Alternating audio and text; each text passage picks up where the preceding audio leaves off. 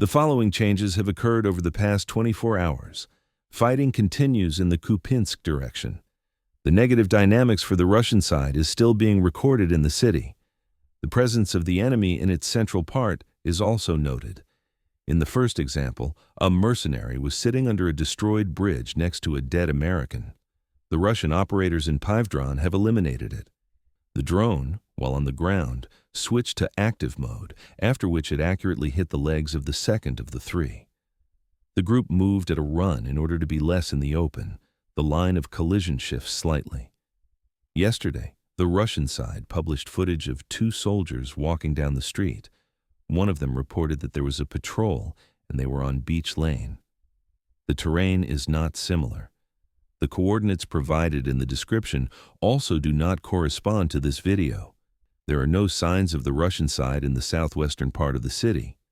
Taking into account the above, the line of contact is being pushed back. The enemy is sending reinforcements, including foreign mercenaries, and is putting intense pressure on the city to completely capture it.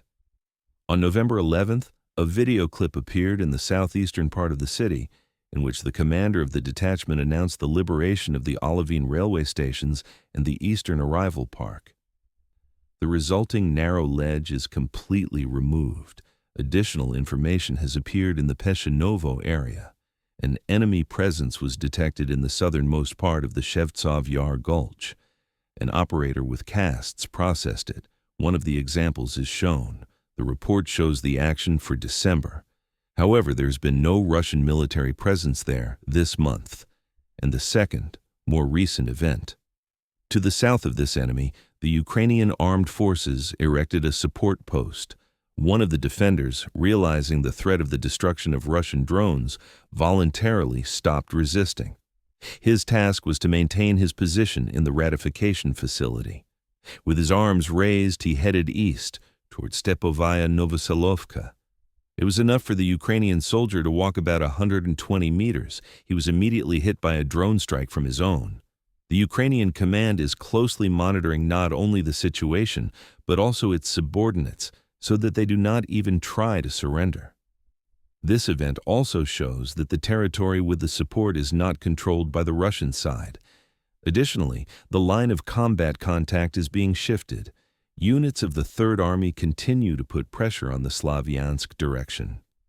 In the area of Pokrovsk, Russian combat groups expanded their control zone in the village and on high ground.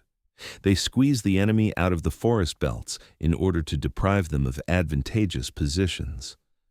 From the northwest, Russian drones are patrolling the entire area to destroy the equipment and manpower of the armed forces of Ukraine on the approach to the front line when returning back.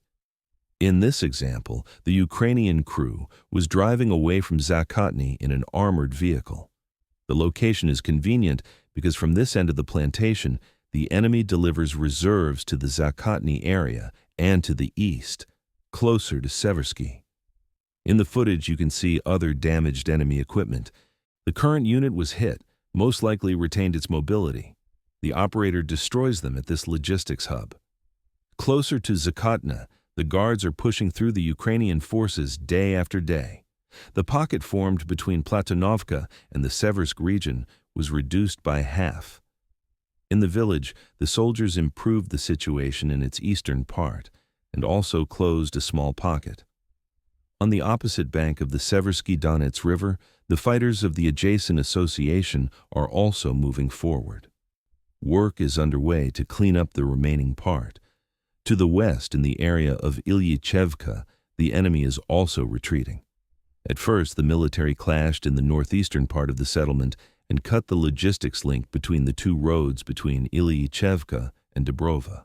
In Dubrova, the guards pushed through the enemy in its eastern part. Subsequently, we advanced from the north of this village, where we approached the support point. North of the Krasny estuary, Russian troops are also pushing. North of Kirovsk, the issue of the formed pocket was completely closed. In the Pokrovsk sector of the front, a division of the Vostok group breaks down the enemy's defenses. After the capture of Pechenov, the motorized infantry of the 36th Brigade continued to consolidate their success on the western bank of the Gaichur River. During the offensive, they advanced where they later liberated Gerasimovka. Of the nearby uninhabited settlements, these are Bratskaya and Zareknaya. To the south, the Far Eastern warriors are developing an offensive in the direction of Kosovtsevo. There is a process of crossing the water barrier in some places for subsequent consolidation and offensive in the Zaporizhzhia and Dnipropetrovsk regions. The battle for the city remains intense in the Gulyai Pole area. The enemy conducts counteractions from the side of the hospital and from the south side. The soldiers from Primary, with the support of firepower, thwart their attempts and continue to move forward, especially in the northwestern and eastern parts of the city. There is also a lot of work on the enemy in buildings with an increased average number of floors. A bomb attack on an apartment building in which the Ukrainian garrison was hiding is shown. During the day, up to 2 companies of AFU personnel were eliminated in the Vostok group's area of responsibility. Fighting remains active in the Zaporizhzhia area of Stepnogorsk. From the northeastern Gok, the soldiers continued their offensive and expanded their control zone by entering the southwestern part of Lukyanovsky. The enemy is resisting with drones. The fighting for this point has already begun. Further south, in the section up to Stepovoy, progress is also being added.